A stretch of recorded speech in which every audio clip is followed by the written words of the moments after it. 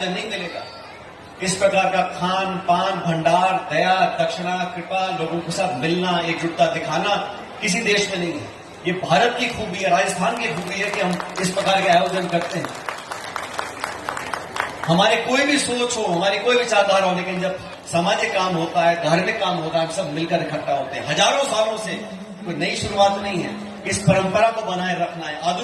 आधुनिकीकरण हो रहा है, नई नई सोच आ रही है। आजकल मोबाइल पे दुनिया भर के व्हाट्सएप और यूट्यूब और क्या क्या हम लोग देखते सुनते हैं, लेकिन जो हमारी मूल भावना है, एक दूसरे के प्रति सम्मान रखना, एक दूसरे को इज्जत देना, हमारे सनातन धर्म में जो हम लोगों को सिखाया है, सबको इकट्ठा रखकर चलना, पूर्वजों ने दिखाया कर कर, उस भावना को हमें जीवित रखना है ताकि आने वाली पीढ़ी को वो संस्कार दे सके।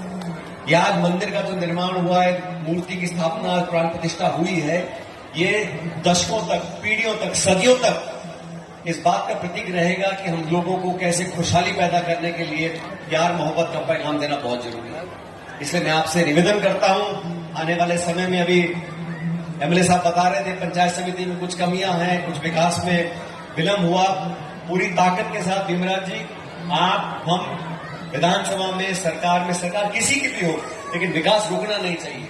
हम लोगों ने काम किया है, मैं सरकार में रहा हूं, विपक्ष में रहा हूं, लेकिन मुद्दे जो है किसान के, नौजवान के, गरीब के, पिछड़ों के, उन मुद्दों को उठाना हमारी जिम्मेदारी है।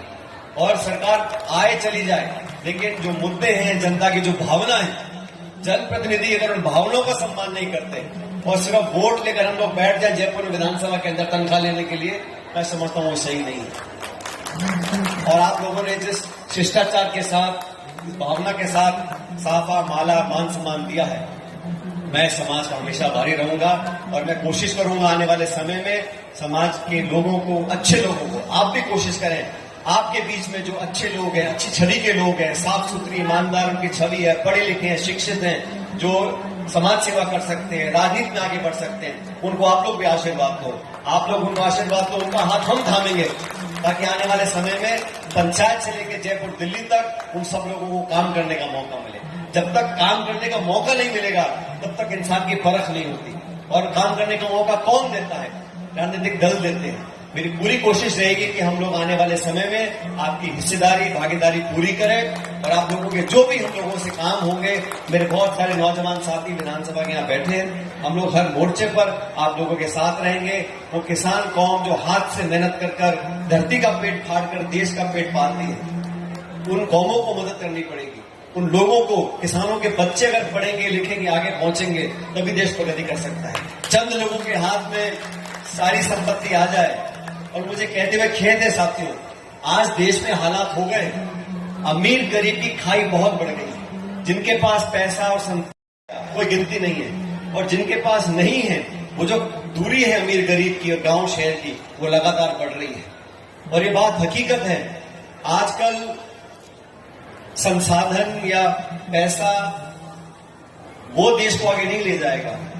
जो मुल्क, जो प्रदेश, जो समाज विकसित हुए हैं, वो शिक्षा के माध्यम से हुए हैं। जो पढ़ गया, जो लिख गया, अपने पैरों पर खड़ा हो गया, जिस गांव से अगर कलेक्टर भी बन के जाएगा, उस गांव को फिर विकास की जरूरत नहीं होती।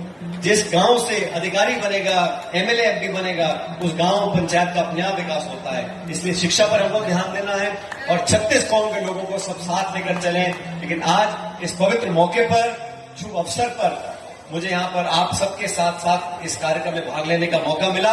और मंदिर के साथ साथ, मूर्ति प्राण प्रतिष्ठा के साथ साथ आप सब लोगों के मुझे आशीर्वाद लेने का मौका प्राप्त हुआ, इसके लिए मैं बहुत बहुत आभारी हूँ। मंच आसीन तमाम लोगों की तरफ से मैं आपका आभार व्यक्त करता हूँ और उम्मीद करता हूँ बार बार इस क्षेत्र में आना होगा और आपसे मुलाकात करने का मौका मिलेगा। बहुत बहुत धन्यवाद। जय हिंद, राम राम साहब। जोरदार तालियां द्वारा स्वागत भाई।